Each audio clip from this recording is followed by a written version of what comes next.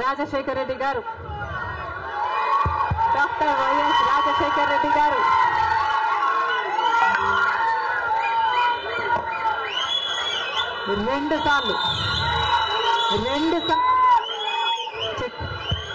రెండు సార్లు ఇదే పిసిసి పదవిని చేపట్టారు. మళ్ళీ 2 సార్లు రాజశేఖర రెడ్డి గారు ముఖ్యమంత్రిగా గెలిచారు. అదే పిసిసి పదవిని, అంతటి బాధ్యతని రాజశేఖర రెడ్డి బిడ్డను నమ్మి వైఎస్ షర్మిలకు కాంగ్రెస్ పార్టీ, సోనియా గాంధీ గారు, రాహుల్ గాంధీ గారు, ఖార్గే గారు, కాంగ్రెస్ పార్టీ పెద్దలందరూ నన్ను నమ్మి ఈ బాధ్యతనివ్వడం రాజశేఖర రెడ్డి బిడ్డకు గర్వకారణం. మరొక్కసారి చేతులు జోడించి ఇంత బాధ్యతను, ఇంత నమ్మకాన్ని నా మీద ఉంచినందుకు మరొక్కసారి కృతజ్ఞతలు చెప్పుకుంటుంది రాజశేఖర రెడ్డి బిడ్డ. ఆంధ్ర రాష్ట్రానికి చెందిన ఇంతమంది నాయకులు, ఆంధ్ర రాష్ట్రానికి చెందిన ఇంతమంది కాంగ్రెస్ నాయకులు, కాంగ్రెస్ నమ్మకస్తులు,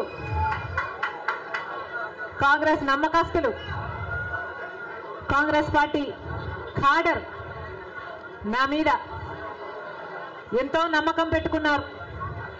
నేను రావాలని కాంగ్రెస్ పార్టీ వాళ్ళందరికీ మరొకసారి రాజశేఖర రెడ్డి బిడ్డ శిరస్సు వంచి చేతులు జోడించి మనస్ఫూర్తిగా నమస్కరించుకుంటుంది.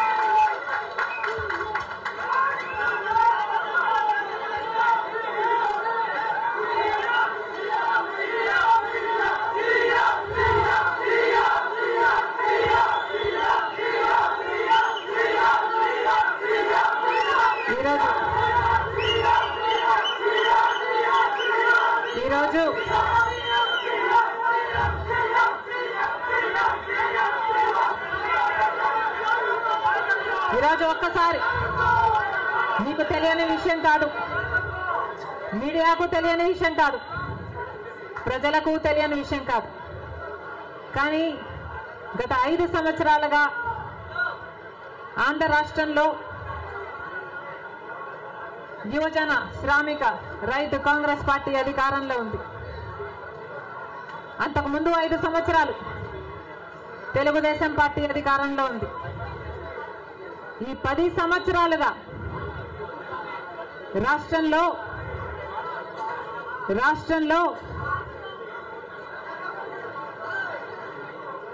అభివృద్ధి జరిగిందా అంటే ఏమిటి సమాధానం? మన రాష్ట్రం ఏర్పడే నాటికి మన రాష్ట్రానికి ఉన్న అప్పులు 1,00,000 కోట్లు. చంద్రబాబు గారు ముఖ్యమంత్రి అయిన 5 సంవత్సరాలకి ఆయన చేసిన అప్పులు 1,00,000 కోట్లు. ఆ తర్వాత వైసీపీ ముఖ్యమంత్రి జగన్ రెడ్డి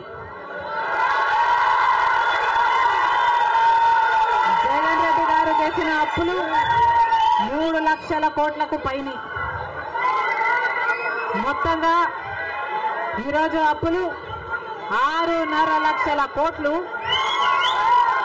రాష్ట్రానికి చెందిన అప్పులు, కార్పొరేషన్లకు చెందిన లోన్లు, చెల్లించాల్సినవన్నీ కలుపుకుంటే 10 లక్షల కోట్ల అప్పుల భారం ఆంధ్ర రాష్ట్రం మీద ఉంది.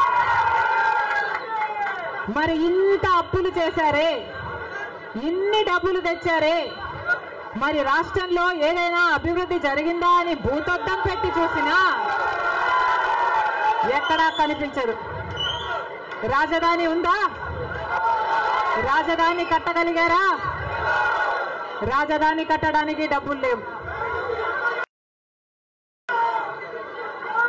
కనీసం ఒక మెట్రో అయినా ఉందా? ఆంధ్ర రాష్ట్రంలో ఒక్క మెట్రో అయినా ఉందా? విజయవాడలో కనీసం ఒక్క మెట్రో అయినా ఉందా?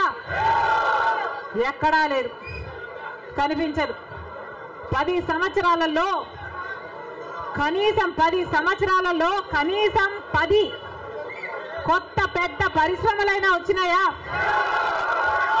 రాలేదు. పరిశ్రమలు వస్తే మన బిడ్డలకు ఉద్యోగాలు వచ్చేవి. వచ్చినాయా మన బిడ్డలకు ఉద్యోగాలు? రాలేదు. కనీసము రోడ్లు వేసుకోవడానికి కూడా డబ్బులు లేవు ఆంధ్ర రాష్ట్రంలో. కనీసం ప్రభుత్వ ఉద్యోగస్తులకు జీతాలైనా సమయానికి ఇస్తున్నారా? దానికైనా డబ్బులున్నాయా? దానికి కూడా డబ్బులు లేవు. దేనికి డబ్బులు లేవు. అభివృద్ధి జరగలేదు. కానీ దళితుల మీద జరిగే దాడులు మాత్రం 100కు 100% పెరిగాయి. ఎక్కడ చూసినా ఇసుక మాఫియా, ఎక్కడ చూసినా లిక్కర్ మాఫియా, ఎక్కడ చూసినా మైనింగ్ మాఫియా, ఎక్కడ చూసినా దోచుకోవడం, దాచుకోవడం. ఇంతకంటే ఏం జరిగింది? 10 సంవత్సరాలు అయింది మన రాష్ట్రం ఏర్పడి. స్పెషల్ స్టేటస్ గురించి, స్పెషల్ స్టేటస్ వస్తే మన రాష్ట్రానికి స్పెషల్ స్టేటస్ వస్తే, ఆంధ్ర రాష్ట్రానికి స్పెషల్ స్టేటస్ వస్తే ట్యాక్స్ రిడక్షన్స్ వస్తాయి, రాయితీలు ఇన్సెంటివ్స్ వస్తాయి, పరిశ్రమలు వస్తాయి. పరిశ్రమలు వస్తే మన బిడ్డలకు ఉద్యోగాలు వస్తాయి. కానీ 10 సంవత్సరాలైనా స్పెషల్ స్టేటస్ మాత్రం ఆంధ్ర రాష్ట్రానికి రాలేదు. రాలేదు అనడం కంటే పాలకులు తేలేకపోయారు అనడము కరెక్ట్. ఉత్తరాఖండ్లో స్పెషల్ స్టేటస్ వస్తే 2000 కోట్ల పరిశ్రమల స్థాపన జరిగింది. దాంతో ఉద్యోగ అవకాశాలు 500% పెరిగాయి. హిమాచల్ ప్రదేశ్ లో స్పెషల్ స్టేటస్ వాళ్ళకి ఇస్తే 10,000 పరిశ్రమల స్థాపన జరిగాయి. మరి మనకుందా స్పెషల్ స్టేటస్? ఎందుకు లేదు స్పెషల్ స్టేటస్? ఎందుకంటే పాలకులు స్పెషల్ స్టేటస్ తేవడంలో విఫలమయ్యారు, వాళ్లకు చేత కాలేదు. కాబట్టి కాంగ్రెస్ పార్టీ ఆ రోజు స్పెషల్ స్టేటస్ 5 సంవత్సరాల కోసం ఇవ్వాలి అంటే బీజేపీ పార్టీ ఏమంది? 10 సంవత్సరాలు ఇవ్వాలి అని ఎలక్షన్లలో ఊదరగొట్టారు. 10 సంవత్సరాలు ఇస్తాము మేము అధికారంలోకి వస్తే అని. ఇక చంద్రబాబు గారు అయితే 15 సంవత్సరాలు మాకు స్పెషల్ స్టేటస్ కావాలి అని కొట్లాడాడు. ఇదే చెప్పాడు, 15 సంవత్సరాలు స్పెషల్ స్టేటస్ కావాలి, అందుకే నేను బీజేపీ పార్టీతో పొత్తు పెట్టుకుంటున్నా అని బీజేపీ పార్టీతో పొత్తు పెట్టుకున్నాడు. వాళ్ళ మంత్రివర్గంలో కేంద్ర మంత్రులు కూడా అయ్యారు టీడీపీ నాయకులు. ముఖ్యమంత్రి అయిన తర్వాత స్పెషల్ స్టేటస్ కోసం చంద్రబాబు గారు ఎప్పుడైనా ఒక్కటైనా నిజమైన ఉద్యమం చేశారా అంటే చేయలేదు. చేయకపోక ఉద్యమం చేసే వాళ్ళ మీద కేసులు పెట్టారు, వాళ్ళను జైల్లో కూడా పెట్టాడు చంద్రబాబు గారు. ఆ సమయంలో ప్రతిపక్ష నాయకుడు జగన్ రెడ్డి గారు ప్రతిపక్ష నాయకుడుగా ఉన్నంత కాలం స్పెషల్ స్టేటస్ మనకు రావాలి అని ప్రతిరోజు కొట్లాడాడు. నిరాహార దీక్షలు కూడా చేశారు. ప్రతిపక్షంలో ఉండగా అవిశ్వాస తీర్మానం, ప్రతిపక్షంలో ఉండగా ఏమా ప్రభుత్వం వాళ్ళు ఎవరైనా ఉన్నారు ఇక్కడ? ప్రతిపక్షంలో ఉండగా జగన్ రెడ్డి గారు చెప్పిన మాట, మేము అవిశ్వాస తీర్మానం ప్రవేశపెడతాము, తెలుగుదేశం పార్టీ ఎంపీలు అందరూ కూడా మద్దతు ఇవ్వండి, మూకుమ్మడి రాజీనామాలు చేస్తే స్పెషల్ స్టేటస్ ఎందుకు రాదో చూస్తారన్నాడు జగన్ రెడ్డి. ఆఖరికి జగన్ రెడ్డి గారు ముఖ్యమంత్రి అయిన తర్వాత ఒక్కటైనా నిజమైన ఉద్యమం చేశాడా స్పెషల్ స్టేటస్ కోసం?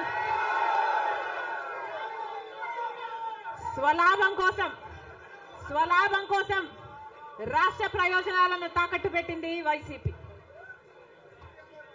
ఈ రోజు మనకు స్పెషల్ స్టేటస్ లేదు కదా, కనీసం ఒక ప్యాకేజ్ కూడా లేదు. ఉన్న ప్రభుత్వమైనా ప్రతిపక్షమైనా ఒక్కటంటే ఒక్క నిజమైన ఉద్యమం చేసింది లేదు. ఈ రోజు మనకు స్పెషల్ స్టేటస్ లేదు అంటే ఆ పాపం ముమ్మాటికి చంద్రబాబు గారిది, ముమ్మాటికి జగన్ రెడ్డి గారిది. స్వలాభం కోసం ఇద్దరు ప్రజల ప్రయోజనాలను తాకట్టు పెట్టారు. టీడీపీ అంతే, వైసీపీ అంతే, దొందే. అమరావతి రాజధాని అమరావతి అన్నాడు చంద్రబాబు గారు. సింగపూర్ను చేస్తానన్నాడు. 3D గ్రాఫిక్స్ మొత్తం గుర్తుందా? 3D గ్రాఫిక్స్ చూపించాడు చంద్రబాబు గారు. పోనీ అమరావతి రాజధాని అయిందా అంటే అది కాలేదు. జగన్ రెడ్డి గారు వచ్చారు. 1 కాదు 3 రాజధానిలు అన్నారు. పోనీ 3 రాజధానిలు అయ్యాయా అంటే 1 కూడా లేదు. ఈరోజు మనకు రాజధాని ఏది అంటే ఏదో మనకే అర్థం కాని పరిస్థితి. 1 ఉందా అంటే ఏదీ లేదు. 1 కూడా లేదు. మరి ఏమి సాధించుకున్నట్టు? పోలవరం ప్రాజెక్ట్ ఎప్పుడో 1941లో పోలవరం ప్రాజెక్టు కట్టాలనుకుంటే సాధ్యపడలేదు. ఆఖరికి రాజశేఖర్ రెడ్డి గారు ముఖ్యమంత్రి అయిన 2004లో రాజశేఖర్ రెడ్డి గారు జలయజ్ఞంలో భాగంగా పోలవరం ప్రాజెక్టును స్థాపించడం జరిగింది. రాజశేఖర్ రెడ్డి గారు ముఖ్యమంత్రిగా ఉండగా పోలవరం ప్రాజెక్టు చెందిన కుడి ఎడమ కాలువల పనులు కూడా చాలా శాతం చేశారు రాజశేఖర్ రెడ్డి గారు. మన దురదృష్టం రాజశేఖర్ రెడ్డి గారు వెళ్ళిపోయారు. ఆయన చనిపోయాక మళ్ళా పోలవరం 1 అడుగు కూడా ముందుకు పడలేదు. చంద్రబాబు గారు పోలవరాన్ని తాకట్టు పెట్టారు బీజేపీ దోస్తీ కోసము. ఇటు జగన్ రెడ్డి గారు బీజేపీతో దోస్తీ కోసం పోలవరాన్ని తాకట్టు పెట్టారు. అంతేకాదు బీజేపీ అధికారంలో 10 సంవత్సరానికి 2 కోట్ల ఉద్యోగాలు ఇస్తామంది బీజేపీ పార్టీ. 10 సంవత్సరాలలో ఎన్ని కోట్లు వచ్చుండాలి? 20 కోట్ల ఉద్యోగాలు వచ్చుండాలి మన దేశంలో. ఆంధ్ర రాష్ట్రానికి కనీసం 1 కోటి ఉద్యోగాలైనా ఇచ్చిందా బీజేపీ పార్టీ? పోనీ 10 లక్షల ఉద్యోగాలైనా ఇచ్చిందా బీజేపీ పార్టీ? కనీసం 1 లక్ష ఉద్యోగాలైనా వచ్చినాయా? లేదు. ఆంధ్ర రాష్ట్రంలో 1 లక్ష అంటే 1 లక్ష ఉద్యోగాలు కూడా ఇవ్వలేదు బీజేపీ పార్టీ. ఉన్నవి కూడా ఊడాయి. బీజేపీ పార్టీ ఆ రోజు చెప్పిన మాట రైతులకి ఆదాయము డబుల్ చేస్తామన్నారు. రైతుల ఆదాయం డబుల్ చేయడం ఏమో గాని రైతులకున్న ఖర్చులు 10 పెరిగాయి. ఈరోజు అప్పు లేని రైతు ఉన్నాడా? అప్పు లేని రైతు ఎవరైనా ఉన్నారా అని ఎవరిని అడిగినా లేదమ్మా అప్పుల పాలైపోయాం. రైతు అన్నవాడు ఆత్మహత్యలు చేసుకున్నా గానీ ఎవ్వడు పట్టించుకునేవాడు లేడు. మరి ఎందుకున్నట్టు బీజేపీ పార్టీ అధికారంలో ఏం చెప్పారు? స్విస్ బ్యాంకులలో విదేశాలలో ఉన్న బ్లాక్ మనీ మొత్తము తీసుకొస్తాము, అన్ని పేదల చేతుల్లో పెడతాము అని చెప్పింది బీజేపీ పార్టీ. పెట్టారా? పేదల చేతుల్లో 1 రూపాయినా పెట్టిందా బీజేపీ పార్టీ? మరి ఎందుకు నమ్మాలి బీజేపీ పార్టీని? టీడీపీ పార్టీకైనా జగన్మోహన్ రెడ్డికైనా ఎందుకు చెయ్యాలి బీజేపీ పార్టీతో దోస్తి?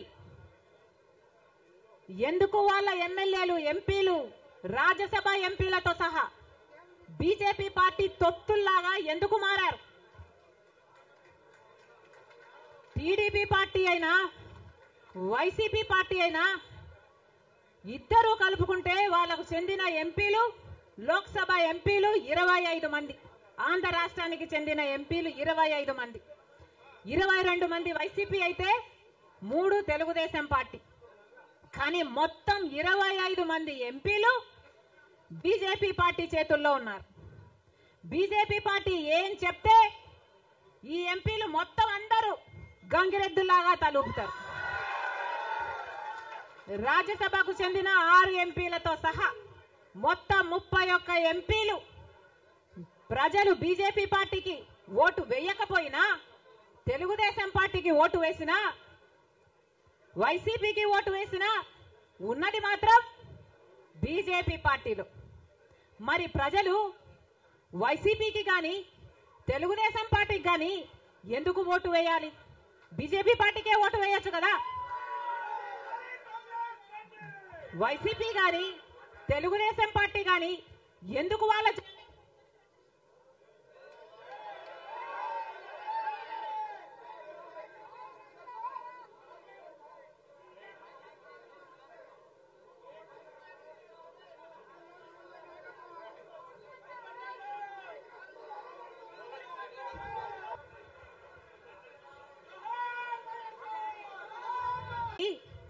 బీజేపీ పార్టీకి అమ్ముడు పోవడానికి వైసీపీ పార్టీ నుంచి ఎందుకు పోటీ నిలబెట్టారు? బీజేపీ పార్టీకి అమ్ముడు పోవడానికి తెలుగుదేశం పార్టీ నుంచి ఎందుకు పోటీకి పెట్టాలి? మొత్తం అందరూ బీజేపీ జెండాలే పెట్టుకోవచ్చు కదా. కనీసం ప్రజలకు క్లారిటీ ఉంటది కదా, బీజేపీ పార్టీకి ఓటేస్తున్నాము, బీజేపీ పార్టీని గెలిపిస్తున్నాము అని. ప్రజల దగ్గరేమో ఒక మాట చెప్తారు, ప్రజలనేమో మభ్య పెడతారు. ప్రజల దగ్గరేమో బీజేపీ కాదు అన్నట్టు నటిస్తారు. కానీ లోపల మాత్రం మొత్తం టీడీపీ అయినా బీజేపీ అయినా వైసీపీ అయినా బీజేపీ పార్టీ తొత్తులే. టీడీపీ అయినా వైసీపీ అయినా బీజేపీ పార్టీతో పొత్తులే. అది ప్రత్యక్షంగా గాని పరోక్షంగా గాని టీడీపీకి వైసీపీకి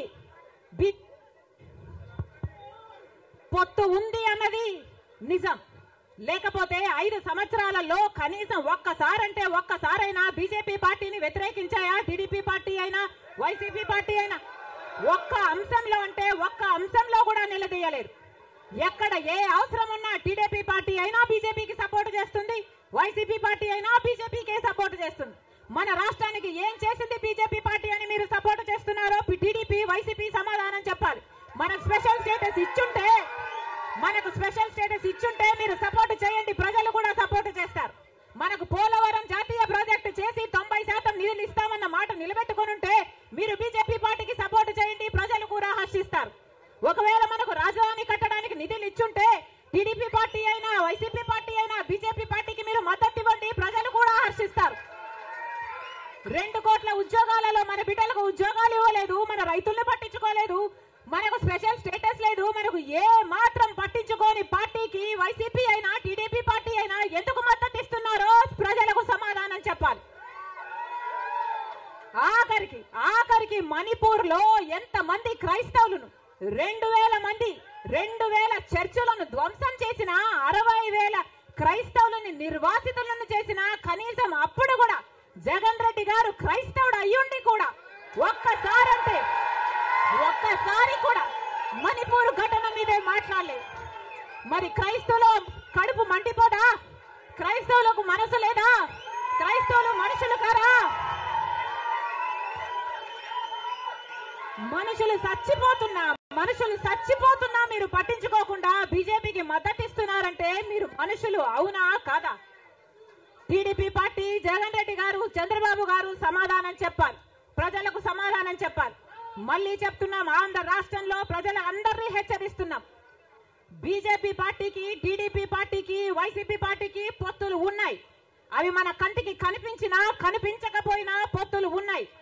గత 5 సంవత్సరాలుగా చూశాం. టీడీపీ ఎంపీలైనా వైసీపీ ఎంపీలైనా బీజేపీకే మద్దతు ఇచ్చాయి. ప్రతి అంశంలో వాళ్ళ పక్కన నిలబడ్డారు. ఆఖరికి మణిపూర్ అంశంతో సహా బీజేపీ పార్టీకి తెలుగుదేశం పార్టీ వైసీపీ పార్టీ మద్దతు ఇచ్చిన మాట వాస్తవం. మళ్ళీ ఆంధ్ర రాష్ట్ర ప్రజలు వైసీపీకి ఓటేసినా అది బీజేపీకే పడుతుంది. మళ్ళీ ఆంధ్ర రాష్ట్రంలో టీడీపీకి ఓటేసినా అది మళ్ళీ బీజేపీకే పడుతుంది. వీళ్ళిద్దరూ కలిసి బీజేపీని బలపరుస్తున్నారు తప్ప ఆంధ్ర రాష్ట్ర ప్రజల మేలు కోసం ఆలోచన చేయడం లేదు, ఆంధ్ర రాష్ట్ర ప్రజల ప్రయోజనాల కోసం ఆలోచన చేయడం లేదు. స్వలాభం కోసం ఆంధ్ర రాష్ట్ర ప్రజలను తాకట్టు పెట్టారు అన్నది వాస్తవం.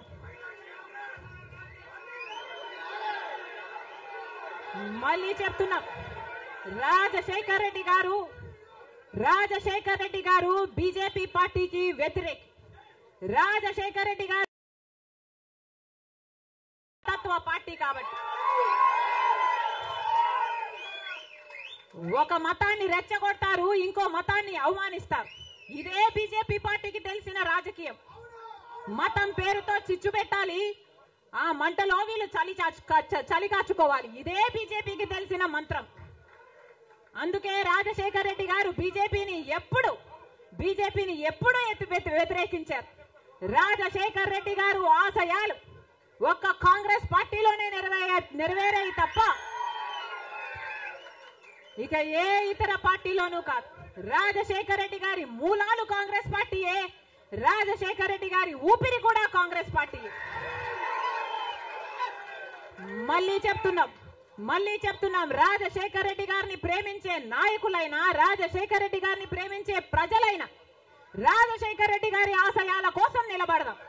బీజేపీ పార్టీ కోసం కాదు, బీజేపీ పార్టీకి తొత్తుల్లాగా పనిచేసే పార్టీల కోసం కాదు.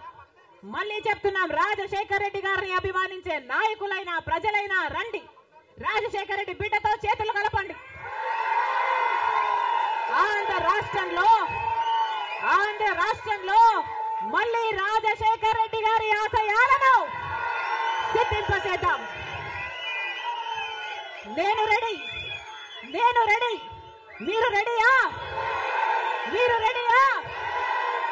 రెడీయా?